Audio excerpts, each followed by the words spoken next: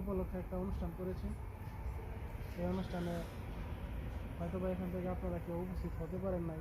এটা আমার জন্য খুবই একটা দুঃখজনক এবং বেদনাদায়ক ছিল যে আমি আপনাদেরকে আমার সাথে রাখতে পারি না।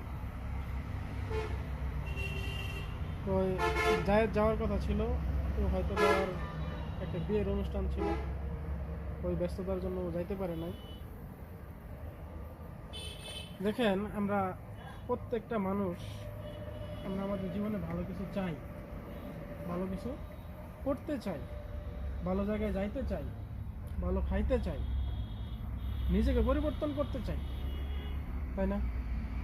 নিজেকে পরিবর্তন করতে চাইলে আমরা আমাদের যা যা করা দরকার, আমরা কি সেই মর্মে আমরা নিজেকে প্রস্তুত করছি কখনো? সেই মর্মে কিন্তু আমরা আমাদের নিজেকে প্রস্তুত করি নাই।